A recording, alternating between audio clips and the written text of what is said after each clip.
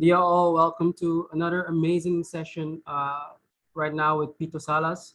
And this one is in a slightly different format. We'll be doing an AMA, an Ask Me Anything. And that is an interview format that originated on the website Reddit. The idea is that everyone from daredevils who climbed Mount Everest to regular folk that work at Walmart, to even President Obama uh, can give carte blanche to ask him anything, and they'll provide their point of view. So for those who perhaps have not followed Pito's talk on Wednesday, a short recap. Pito Salas is a Curacao-born Arlington-based software developer. So while working with Lotus, he has invented the pivot table, which is a functionality that is widely used right now in a tool like Excel. At that time, it was called Lotus Improv. So throughout 1987, Lotus demoed its new program to a few companies and also to Steve Jobs, who immediately wanted it and developed for his upcoming next computer platform. So that program finally named Lotus Improv was eventually shipped in 1991 for next platform, and a version of that has been running in Windows since 1993. So I myself grew up on movies like War Games and Pirates of Silicon Valley. That later one is a dramatized movie about Bill Gates and Steve Jobs. And seeing in the presentation a picture of Mr. Salas, a Yudi Corso, drinking a Diet Coke with Steve Jobs is just mind-blowing. But it creates perspective, right? It means that even though we're a tiny speck in the Korean Ocean, every single one of us, every Yudi Corso has the potential equal to world shapers like Pito Salas and Steve Jobs. So Curacao has produced role models around the world, not just in computer science, but also in medicine and in finance. And that gives perspective. It gives perspective to our children that there are more paths to success than just baseball or music for our Yudi Corso. So coming back to Mr. Salas and his presentation today, Pito Salas is a professor of practice of computer science at Brandeis University, where he teaches software entrepreneurship, software engineering, software design, and robotics. So the thread running through this is applied computer science, right? So he believes strongly that our students need to learn and become aware of how they have real impact on the world by applying their computer science education. Pito explains how he connects theory to practice by providing students with experimental and experiential experiences outside of the classroom as part of the courses, and in general, a connection to the outside world. So with that, I would like to welcome Pito. So Pito, thanks a lot for being with us here again. I would like to allot you some time for your remarks on the above, and also your experience with the Curacao Data Days before we jump into questions. Well, on the story about improv, as I mentioned on Wednesday, it was definitely the pinnacle, or maybe a pinnacle, but probably the pinnacle of my computer science experience and computer science career. I was young then, I was in my 30s, and it has had an ongoing impact. But at the time, as is often the case, I had no idea what it was going to become and where it was going to lead. On the question of encouraging young people to get interested in technology, and particularly in computers, it's a very big topic for us in the university and in the US. In particular, attracting females and attracting people who are not white males to getting interested, because for all kinds of economic and social and cultural reasons, it tends to be focused more on the other demographics. So, for example, one interesting phenomenon that we see at Brandeis is that it's very common for students to apply to Brandeis out of high school, having done what they call advanced placement courses or electives in high school around technology and particularly about software, and very, very commonly actually about gaming, game design, game building, game playing.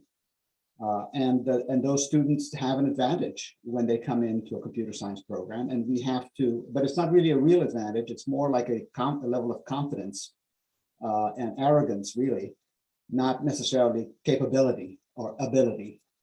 And so as a college, computer science department, we try to construct ways to even the playing field. Not that every person in the world wants to be a computer scientist, but those who want to should have a chance to do so. So it's something we care about, and obviously we always think about what comes before when they go to university, with respect to how we can get the preparation to be better in high school and even elementary school. And that has to do with programs that are given in those schools. And in the US anyway, where you have wealthier communities, they often will have some extracurricular or some elective having to do with technology, with with photography, with video, and with gaming, and with robotics. So and those programs are sometimes supported directly by the government. In other words, by the taxes in the town, feeding into the school system. But often they're also supported by philanthropy of different kinds. And so there's models in which you can figure out funding to help schools prepare students better for their interest and abilities in technology. But the problem always is the teachers, right? You have to train the teachers too. And there's other things there. Yeah, it's interesting you mentioned that, because in Curacao we also have a STEAM or STEM curriculum, which stands, of course, for science, technology, engineering, and mathematics. The A for arts, if you want to include that. Though here it's always extracurricular activities, and as far as I know, it's not part of the regular school program. So is that the same way in the US? And you've mentioned that schools are government subsidized or privately funded. How can we apply some of those models also here in order to subsidize these kinds of programs? I mean, there's a few things, I think. Number one, yeah, they're extracurricular, but they're also what they call electives. I mean, it's been a while since I was at Havel in Pito Salas, but I remember that there was a science track and a humanities track, and there was a little bit of choice, but not a whole lot. In the US, it's a little bit more like a mini college. There's courses people sign up for, and the students can sign up for an elective. And then the question is, how is that funded? I don't know exactly, but I know that it's a mix of parents in the wealthier towns donating money essentially to sponsor a maker lab or something like that, but also grants from other larger national level philanthropies, and also then funding from the school itself. So it's a mix, anyway, so let me just stop there and let you continue. Okay, so of course in Curacao we're also constantly looking for investors, and usually it's in real estate. But I can imagine investing in something like this could also be an option. But what would that? What's the return for the investor?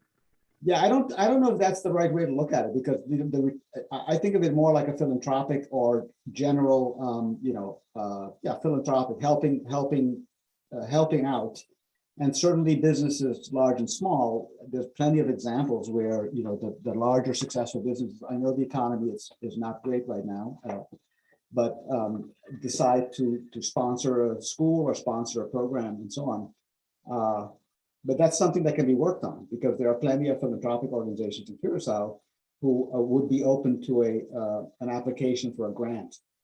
But I think that the challenge starts with how do you ignite this phenomenon? I mean, simply having money is not the problem. I think the problem is It has to be a perceived benefit to the students, either by the parents or by the community, that tries to find students that are particularly passionate and sort of try to grow that.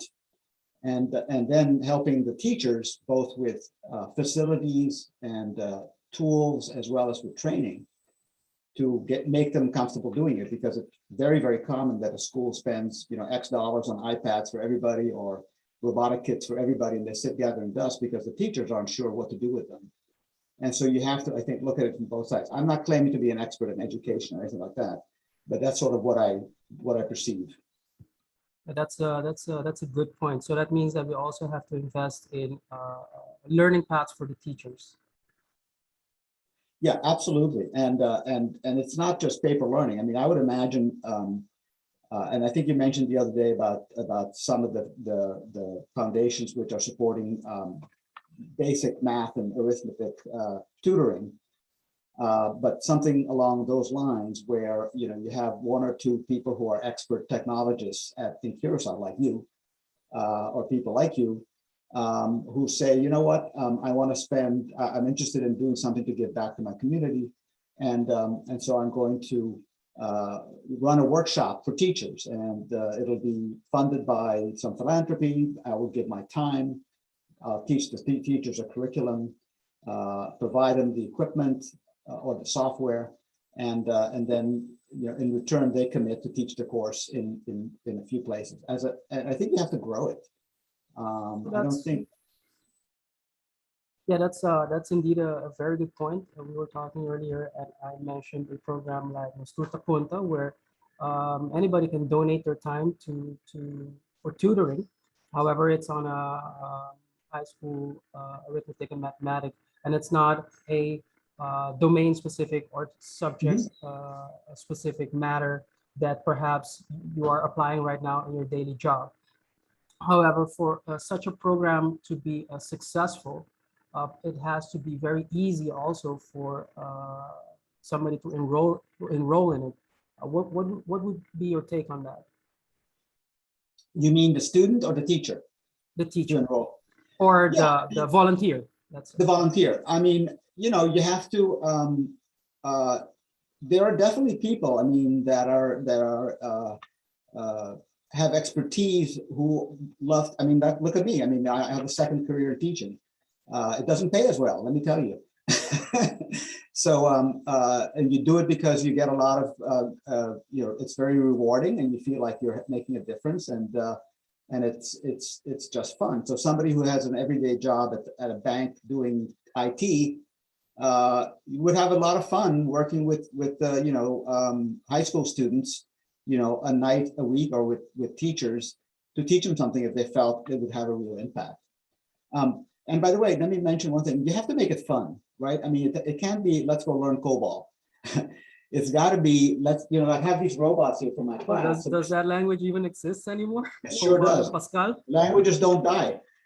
So this little robot here costs $300, and it's a very, very sophisticated robot. It's a kit.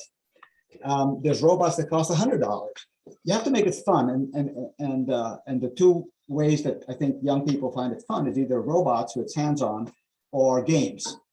So I would look at that as sort of the igniter of the thing, because it can't be career oriented. It can't be like take your vitamins. It's got to be like ice cream. Right, that's how you're going to get people excited. And I know for a fact that there are some pre-built kits in the US, some STEAM kits. I know for coding, there's something called Code Monkey, where they teach you the basics of loops. I know that KiwiCo has a box for ages 3 to 5, 6 to 9. Perhaps we can have some of those kits readily available here. Right. A couple of more things I want to mention. By the way, there's a million of these. You have to really search for the one that's right for you. And the prices go from $100 to like $200 or $300.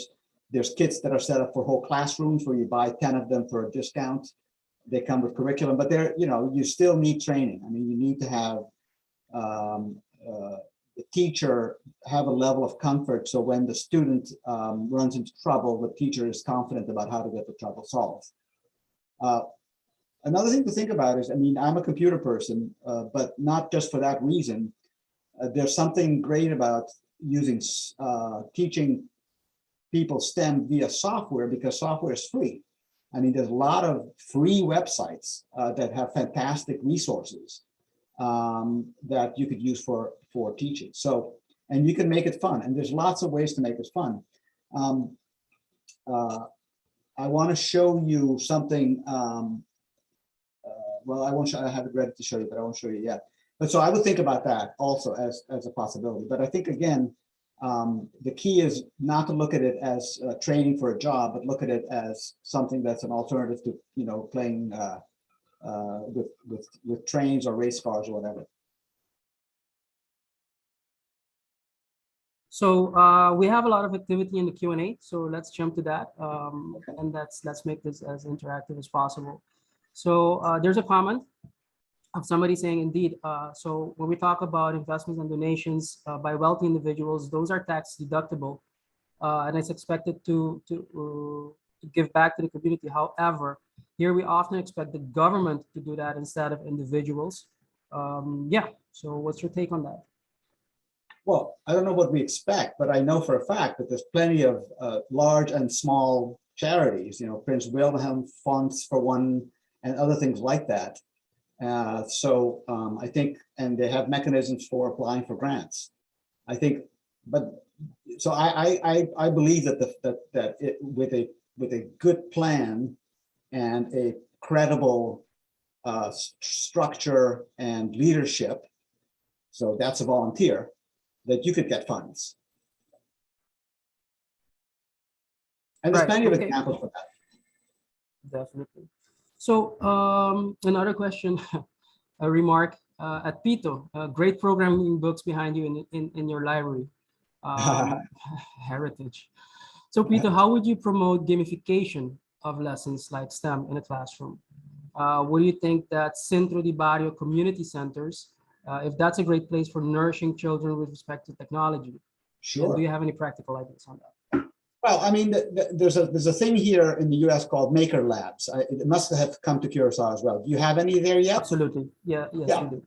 So that's a, you know, and are they focused around things like robotics or things like 3D printing? Yeah, both. So robotics, 3D printing, drones, actually all of the of the technologies in the hype cycle. Yeah. So I think that's a great way. So if you could combine a Maker Lab with one of those Centro de Barrios, or even put a Maker Lab on wheels, like we used to have, what was it called? The bibliothèque on wheels. What's it called? Bibliobus, something like that. Bibliobus, does that still exist? I'm not sure, but probably not. So I'm not that's sure. The Maker Bus, you know, that comes to your neighborhood for a few days, and you go in there and do some 3D printing and build some toys. I mean, you know, 3D printing is super satisfying and super easy, and a way for somebody to get comfortable with the technical things. And you know, it's not for everybody. That's the thing, right? I mean, I think just like everybody's not going to be a musician and everybody's not going to be an artist, not everybody wants to do STEM. But if you put the temptation in front of them, the people that the young people who have the passion will come forward, and then you have to nourish that. And a great point you're saying on Bibliobus, and have that go to the neighborhoods, because what we have now are certain centers.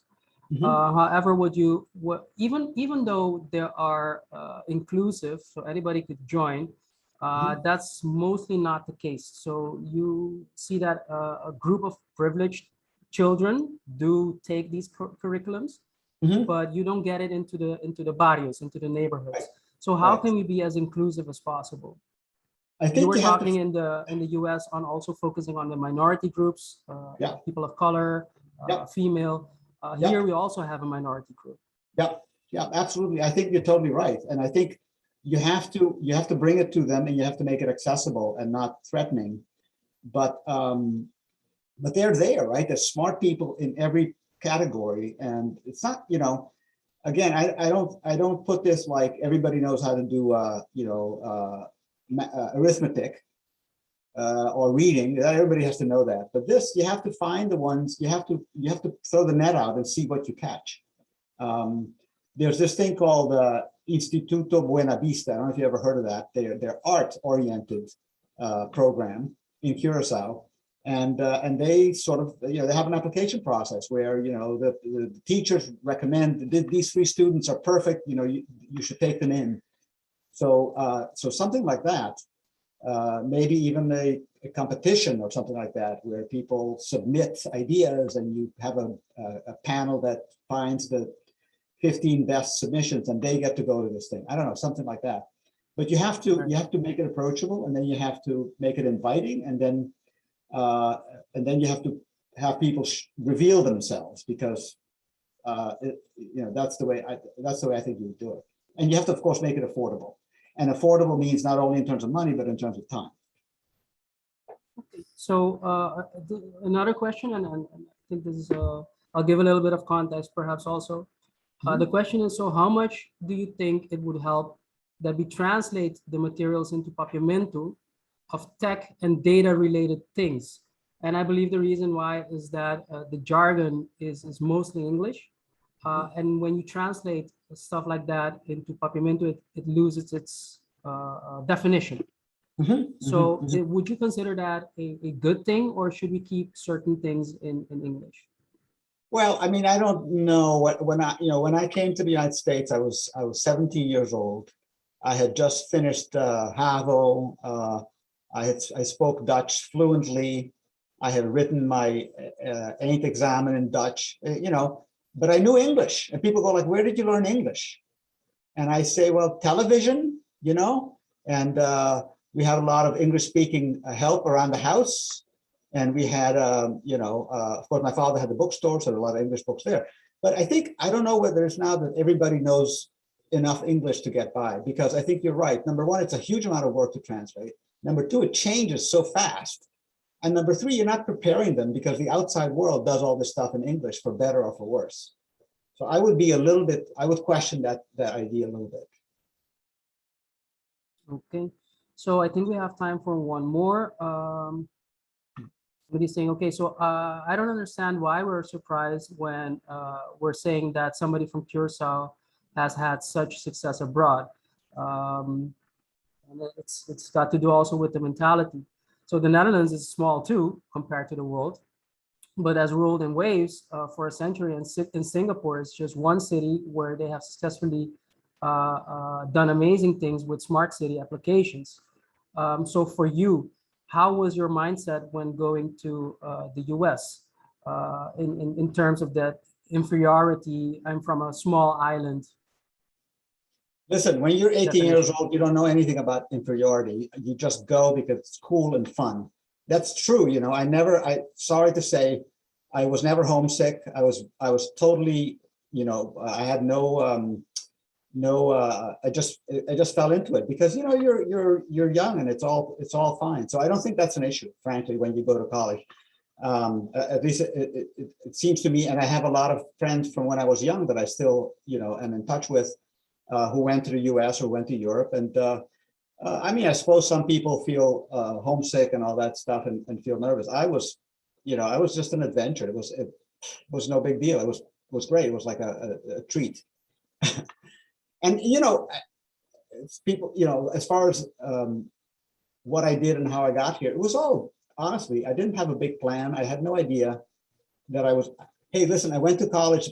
My first major was pre-med. I was going to be a doctor. So, it's all, things happen and you have to respond. You have to be ready to respond. I don't think you can do a whole lot of planning. Right. Okay, thank you for that. So a last question, why did you decide to go back to teaching? What does that mean for you? And what does it mean for you? I went back to teaching because, I think I always liked and enjoyed explaining things. But more than that, it was like I had a whole career of experience and expertise and knowledge and connections and I felt like I wanted to do something with that. You know, I wanted to leverage it and just, you know, do something with it. And that seemed like a really good way to do it. And, you know, I had been in 3 or 4 software companies. I had done a variety of things. I'd worked in venture capital as well for a while. And it was just an opportunity that showed up. Well, that's not true. I had to really pursue it in this case, because it's really hard to become a professor, you know, when you're not going into academia from when you were young. They don't really like people coming in at mid-career or something like that. So I had to do a lot of convincing, a lot of working for free, a lot of begging, applying.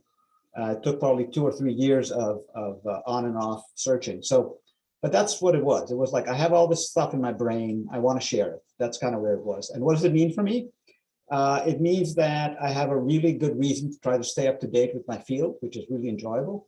I get a kick out of taking advantage of, you know, kind of the original premise, what I knew, and sharing it with people and seeing it have an impact on them and seeing them go off and get jobs. They always make more money than I do when they get their first job out of college. You know, they pay software people in the US outrageous amounts of money. So, which is great. Yeah, so it's basically a kick. I'll do it as long as it's, well, as long as I'm good at it and as long as it's fun. Great. So with that, we hope to have you here in Curacao in the near future and see how we can get you also in the eyes and in the brains of our young children, so they can see what I would consider a legend in this field. Well, listen, I appreciate very much your words, number one, and also the opportunity to speak to the people that are here. I wish I could see them. I don't even know if there's 3 people in the audience or 3,000. I can't see your hands or your faces, but thanks a lot. Have a good day, have a good weekend, and maybe I'll see you in person when I'm down there next. Thank you, Pito. Thank you very much. And we'll talk soon. Okay, bye-bye.